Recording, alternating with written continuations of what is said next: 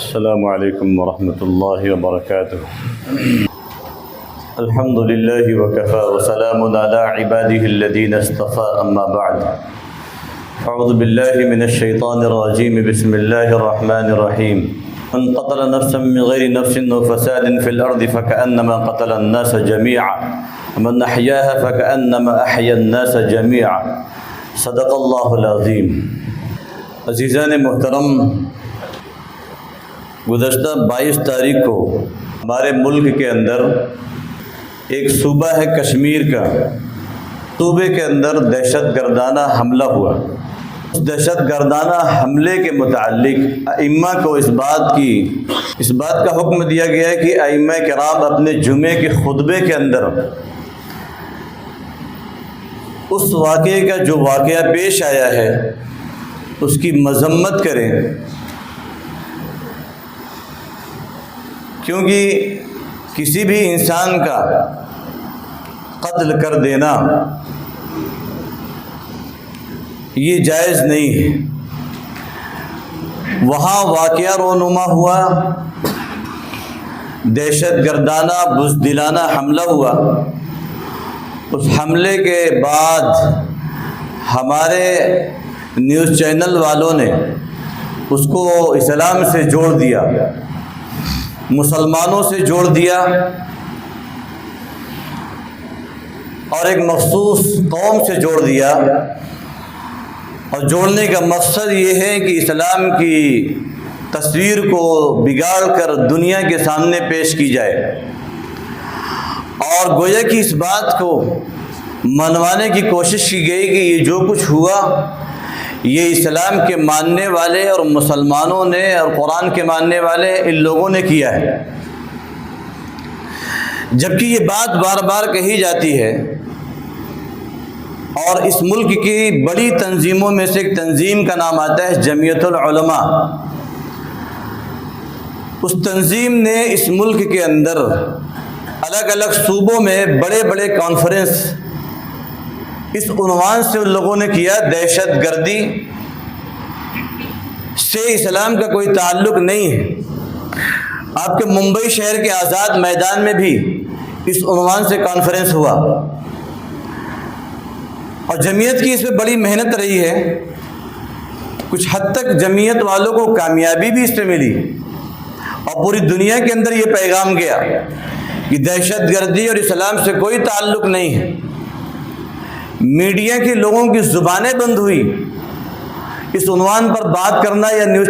چلانا ان لوگوں نے چھوڑ دیا تھا۔ لیکن چونکہ پھر موقع ملا ہے ایک بار، تو پھر لوگوں نے اسی بات کو لے کر کہ دہشت گردی کا جو کام انجام دیا ہے وہ ان لوگوں نے دیا ہے کہ گویا کہ وہ اسلام کے ماننے والے ہوں، اور نام پوچھ کر مارا گیا ہے، کلمہ پڑھا کے مارا گیا ہے۔ تو اگر کسی کو کلمہ پڑھا کے اس طریقے سے مار دیا جائے گا تو کیا مارنے والا جنتی ہو جائے گا اور مرنے والا بھی جنتی ہو جائے گا؟ قرآن تو کہتا ہے لا اکراہ فی الدین، اسلام میں کوئی زور زبردستی نہیں ہے۔ اور گویا کہ یہ تصویر میڈیا پہ پیش کی جانے لگی کہ یہ کلمہ پڑھا کے مار دینا گویا کہ مسلمان بنا کے مار دے رہا ہے، اور ان کا مقصد تھا کہ مسلمان لوگوں کو بنانا۔ تو اس طریقے سے کوئی مسلمان بن جاتا ہے، اس طریقے سے کوئی اسلام میں داخل ہو جاتا ہے۔ گن پوائنٹ کے اندر اگر اس کے اوپر بندوق رکھ کر اس کو کلمہ پڑھایا جائے تو مسلمان ہو جائے گا وہ۔ اسلام تو اس وقت قبول کرے گا اور اسلام کو صحیح معنوں میں وہ اپنائے گا، اور اسلام میں صحیح معنوں میں وہ داخل ہوگا جس نے دل سے اسلام کو قبول کیا ہو، جس نے دل سے اور زبان سے نہیں، دونوں سے۔ قرآن حدیث پاک میں اقرار باللسان و تصدیق بالقلب، جس نے زبان سے اقرار کیا اور دل سے مانا، اسی کا نام ہے اسلام۔ جبرن تو کہیں تصور ہی نہیں ہے۔ اگر جبرن تصور ہوتا تو دنیا کے اندر کوئی بھی غیر مسلم نہ ہوتا، دنیا کے اندر کوئی بھی ایسا نہ ہوتا جو مسلمان نہ ہوتا، جبرن اگر معاملہ ہوتا شریعت میں۔ اس لیے کہ اس دنیا کے اندر مسلمانوں نے جو حکومت کی ہے وہ حکومت پوری دنیا کی اگر تاریخ آپ کھنگالیں حکومت کرنے والوں کی اگر تاریخ ملے گی تو مسلمانوں کی سب سے بڑی تعداد ہے۔ حضرت علی رضی اللہ تعالیٰ عنہ کو اللہ تعالیٰ نے اتنی طاقت دی تھی، خیبر کے قلعے کو اکھاڑ کے اس کے گیٹ کو پھینک دیا تھا، ان کے سامنے کوئی ٹک پاتا؟ جس کے چاہتے گردن پکڑ کے ان سے کہتے کہ تم کلمہ پڑھو، اسلام میں داخل ہو، لیکن کسی کو جبرن کہیں پڑھایا کلمہ؟ شیر خدا جن کا لقب ہے، حضرت خالد بن ولید رضی اللہ تعالیٰ ان کو اللہ تعالیٰ نے وہ طاقت و قوت دی تھی، سیف اللہ کا لقب ملا تھا، یعنی اللہ کی تلوار، آقا صلی اللہ علیہ وسلم کا دیا ہوا لقب۔ غزوہ موتا کے متعلق، جنگ موتا جو ہوئی تھی، آقا صلی اللہ علیہ وسلم مدینہ منورہ میں بیٹھ کر جن لوگوں کو اس لشکر کا امیر بنایا تھا آپ نے، اور آپ نے بتایا کہ بھائی یہ فلاں، اور اس کے بعد سیف اللہ نے تلوار اٹھا لی، تو یہ آقا صلی اللہ علیہ وسلم نے اس وقت ان کا لقب دیا تھا۔ اور یہ لقب دینا یہ اس بات کی طرف گویا کہ اشارہ تھا کہ یہ اللہ کی تلوار ہے، کبھی نہیں ٹوٹے گی۔ اور حضرت خالد بن ولید رضی اللہ تعالیٰ عنہ کی موت میدان جنگ میں نہیں ہوئی، ان کی موت جیسے ایک عام آدمی کی موت ہوتی ہے بستر پر، اسی طریقے سے بستر پہ ان کی موت ہوئی۔ حالانکہ نشانات تلواروں کے، نیزوں کے، تیروں کے اتنے زیادہ تھے کہ راویوں نے روایت کیا ہے کہ ان کے بدن پر کوئی بھی جگہ باقی نہیں تھا جہاں ان کے بدن پر زخم نہ لگا ہو، ایک بالش بھی جگہ باقی نہیں تھی، لیکن اللہ تعالیٰ نے موت کہاں دیا؟ بستر پر، اور شہادت کی تمنا کرتے رہے۔ طاقت و قوت کا یہ عالم کہ جس علاقے میں وہ جاتے اس علاقے کا گورنر، امیر، بادشاہ، سپہ سالار وہ تھر تھر کانپنے لگتا تھا کہ خالد آ رہے ہیں، ان سے تو کوئی نہیں جیت سکتا۔ ان کے لڑنے کا انداز یہ تھا کہ جب صف میں گھستے دونوں ہاتھ میں تلوار لے کے اور دشمنوں پہ تلوار چلاتے، اور یہاں سے گھستے، اگر 1.5 لاکھ کا مجمع رہتا، 2 لاکھ کا مجمع رہتا، 40,000 کا مجمع رہتا، اس مجمع کو جس طریقے سے ایک مشین چلتی ہے ویسے دونوں ہاتھوں سے تلوار کو چلاتے ہوئے مجمع کو چیرتے ہوئے پھاڑتے ہوئے باہر نکل جاتے تھے، واپس پھر گھستے تھے۔ اگر چاہتے خالد بن ولید رضی اللہ تعالیٰ عنہ جس علاقے میں جاتے وہاں جبرن لوگوں کو اسلام میں داخل کرتے، لیکن ایک روایت ایسی نہیں ہے جہاں انہوں نے کہا ہو کہ بھائی کلمہ پڑھو سب لوگ، نہیں تو سب کو قتل کیا جائے گا۔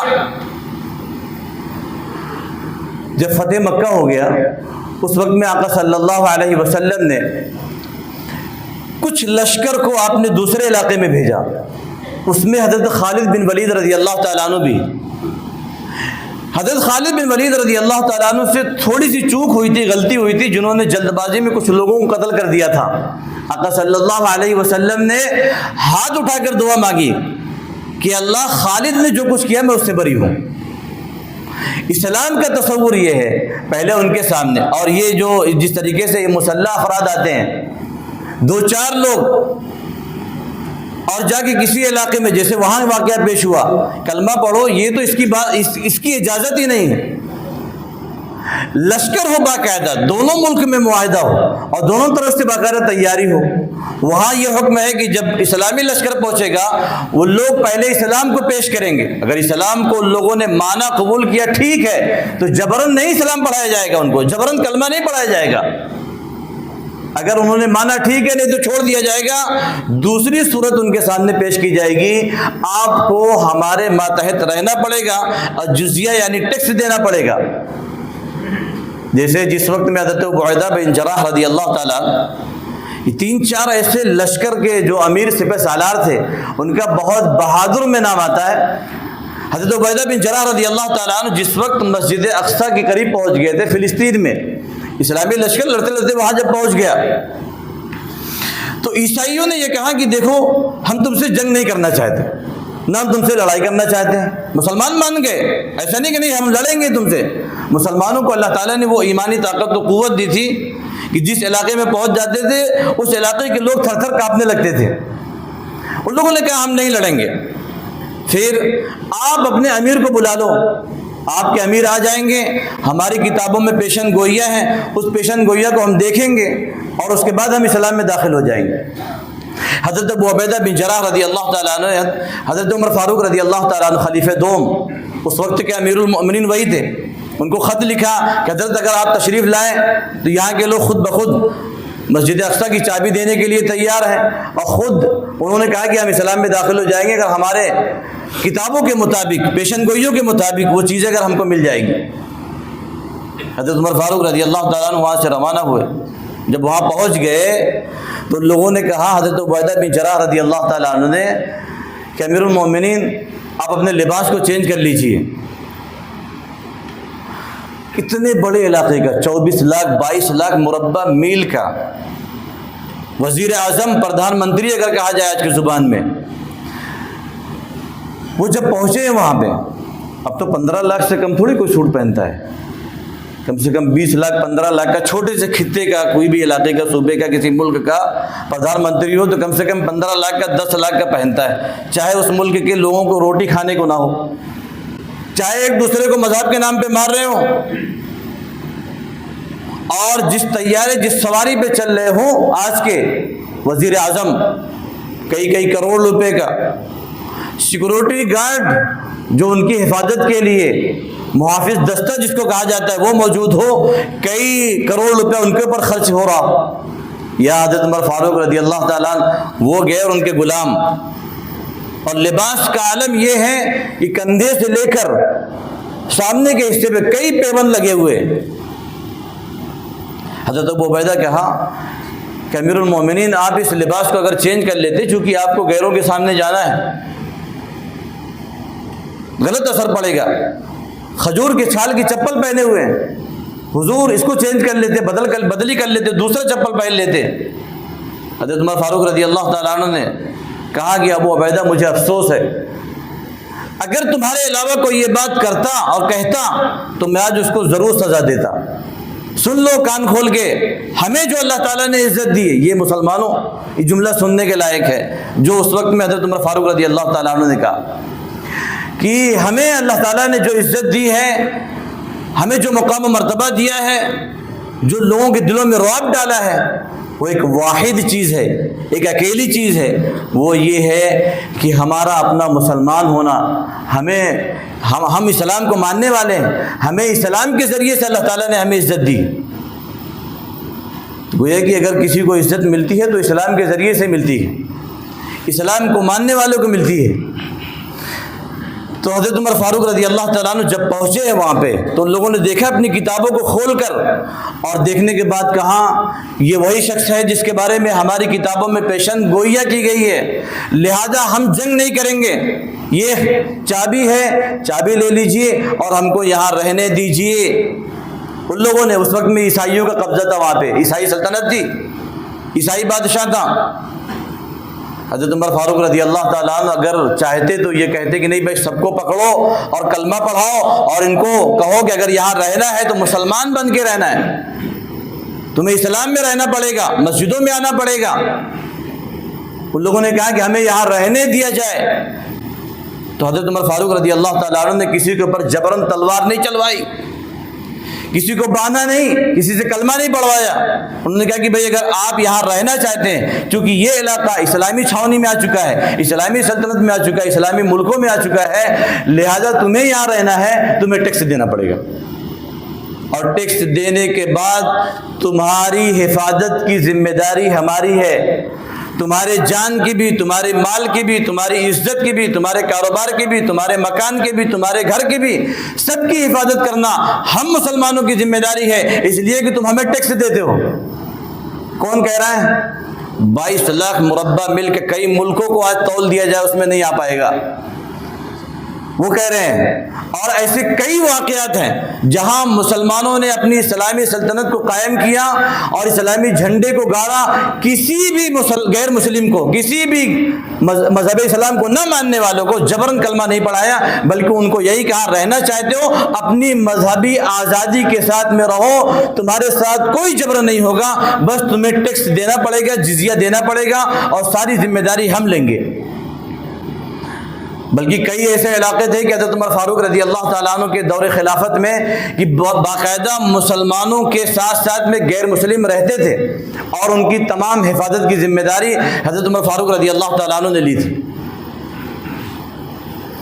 ایک مرتبہ کسی علاقے میں بہت زیادہ مچھر ہو گئے،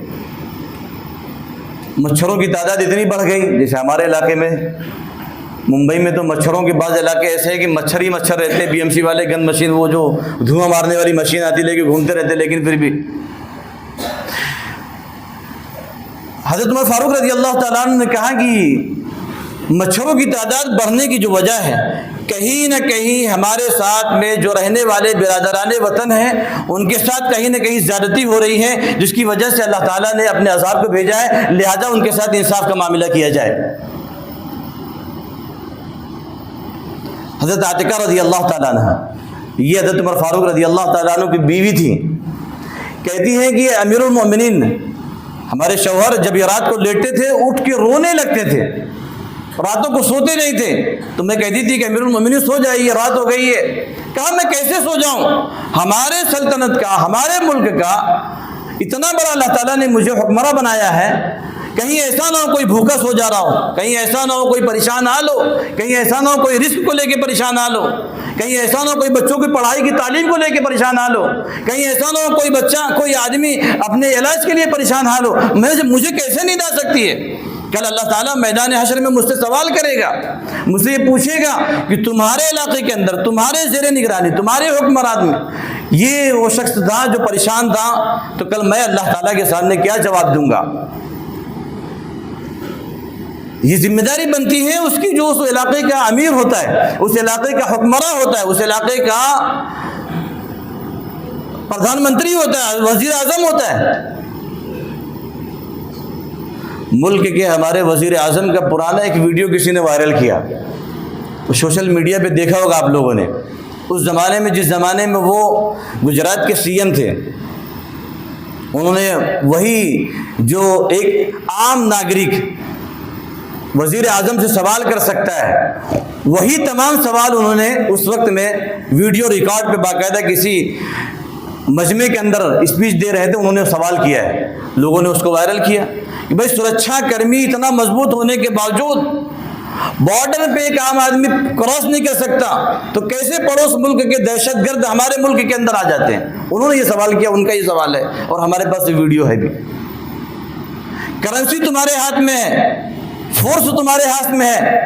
سرکشا تمہارے ہاتھ میں ہے، کیسے ان کے ہاتھ میں ہتھیار آ جاتا ہے، کیسے ان کے ہاتھ میں بارود آ جاتا ہے، کیسے وہ لوگ اٹیک کر دیتے ہیں؟ کہاں رہتی تمہاری آرمی؟ وہ انہوں نے سوال کیا ہے اس وقت میں جب وہ وزیر اعظم نہیں تھے، اور وہ سوال انہی کے اوپر باقاعدہ ابھی فٹ ہو رہا ہے۔ تو میرے دوستو، جس ملک میں ہم رہ رہے ہیں اس ملک کے میڈیا کو ایک موقع ملنا چاہیے تھا۔ وہ دہشت گرد جو آئے تھے، جنہوں نے 22-24 لوگوں کو یا تقریباً 28 لوگوں کے اوپر حملہ کیا ہے، جو معصوموں کی جان لی ہے، ان کی جان لینے کے بعد وہ دہشت گردوں کا جو مقصد تھا، وہ مقصد یہ تھا کہ ہم ان کو مار کے چلے جائیں گے۔ تو مار کے چلے جانے کے بعد اس ملک میں رہنے والے مسلمانوں کو کتنی تکلیف ہوگی، جن کے نام پہ کیا گیا ہے ان کو کتنی تکلیف ہوگی۔ ان کو موقع مل گیا، انہوں نے پورے میڈیا پہ یہ بریکنگ نیوز کے نام پہ چلایا کہ نام پوچھ کے مارا گیا ہے، اسلام کے نام پہ مارا گیا ہے، کلمہ پڑھا کے مارا گیا ہے، کون سا ایسا اسلام ہے، کون سی ایسی قرآن ہے، کون سی ایسی کتاب ہے، کون سا ایسا نبی ہے، کس بات کی اجازت دیتا ہے، یہ کیسے یہ لوگ کیسے مذہب کو ماننے والے ہیں۔ اسلام کا دہشت گردی سے جوڑ کب ہوا ہے؟ آپ سب کو یاد ہوگا 2001 میں ورلڈ ٹریڈ سینٹر کے اوپر جس وقت میں حملہ ہوا تھا جہازوں کے ذریعے سے، اس وقت سے لے کر اب تک دہشت گردی اور اسلام سے جوڑا گیا ہے، حالانکہ دہشت گردی اور اسلام سے کوئی تعلق ہی نہیں ہے۔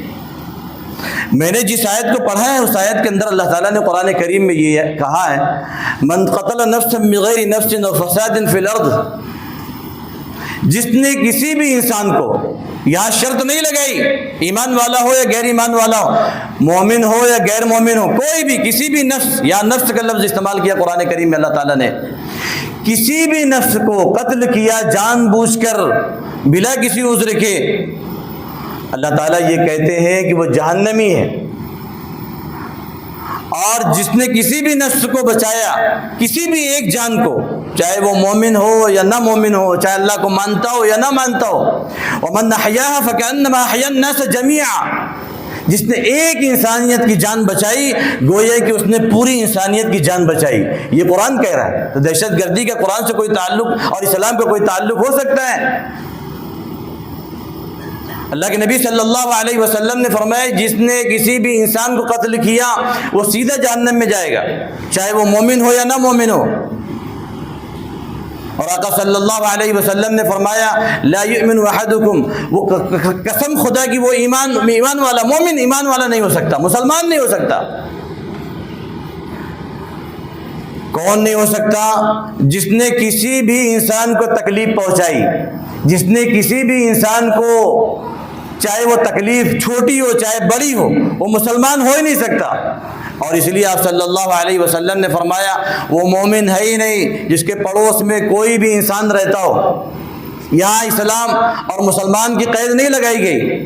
کہ مسلمان ہی رہتا ہو، کوئی بھی رہتا ہو پڑوس میں، اس کا پڑوسی بھوکا سو جائے، یہاں پڑوسی کا لفظ ہے، وہ مسلمان ہے ہی نہیں. جب اتنی شرائط لگا دی گئی اور اتنی پابندی لگا دی گئی اور اتنا صاف صاف کہہ دیا گیا، اس کے بعد اگر اسلام سے جوڑا جا رہا ہے دہشت گردی کو، تو جوڑنے والے خود دہشت گرد ہیں. قرآن کریم میں اللہ تعالیٰ نے کہا وَإِذْ قَالَ إِبْرَاهِيمُ رَبِّ اجْعَلْ هَذَا الْبَلَدَ آمِنًا. یہاں اللہ تعالیٰ نے ابراہیم علیہ السلام کی دعا نقل فرمائی. ابراہیم علیہ السلام جب اس ملک میں پہنچے تو وہاں انہوں نے اللہ تعالیٰ سے دعا کی کہ هَذَا الْبَلَدَ آمِنًا، کہ اللہ میرے شہر کو، میرے اس ملک کو امن والا بنا دے. کیسا بنا دے؟ امن والا. کیونکہ جس ملک میں انسان رہتا ہو وہاں امن ہونا ضروری ہے.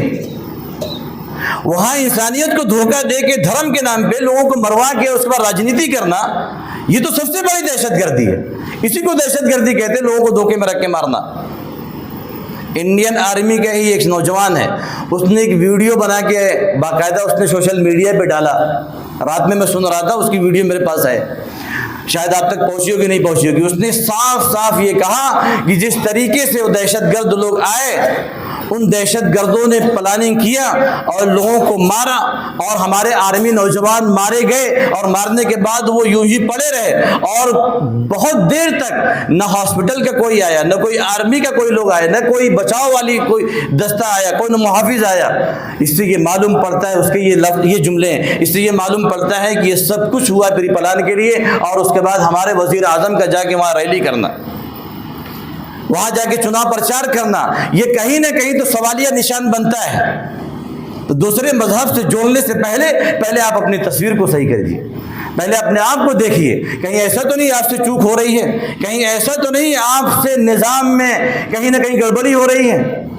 اور حال ہی کچھ دن پہلے یہ بڑے بڑے لیڈران، ان لوگوں نے دورہ کیا اس علاقے کا، وہاں اس کے بعد پھر یہ چیزیں ہوئی ہیں، دہشت گردوں نے آ کے دہشت گردی کیا ہے. اس سے یہ سوال بنتا ہے کہ آخر ایسا کیوں ہوا، اور سرکشا کرمی کیوں نہیں پہنچی وہاں پہ، معصوموں کی جان کیوں گئی.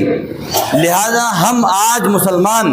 اس اپنے جمعے کے خطبے میں تمام کی تمام مسجدوں سے یہ اعلان کرتے ہیں، جو بھی جن لوگوں نے اس کام کو انجام دیا ہے، بزدلانہ دہشت گردانہ حملے کیے، اس کا اسلام سے کوئی دور تک بھی تعلق نہیں ہے، اور یہ اسلام ہے ہی نہیں، اور اس کا نام اسلام سے جوڑنا ہی غلط ہے، اور ہم اس کی بھرپور مذمت کرتے ہیں. اور جن لوگوں نے یہ کام کیا ہے اس کا کوئی رشتہ نہیں ہے، نہ نبی صلی اللہ علیہ وسلم سے، نہ قرآن کریم سے، نہ مسلمانوں سے. ہم تمام مسلمان اس کی خوب مذمت کرتے ہیں. اللہ تعالیٰ سے دعا ہے کہ جن لوگوں نے اپنی قربانیاں وہاں پیش کی ہے، جو لوگ اس میں مارے گئے ہیں، ان کے گھر والوں کو اللہ تعالیٰ صبر جمیل عطا فرمائے اور ان کو نعم البدل عطا فرمائے. وآخر دعوانا الحمد للہ رب العالمین.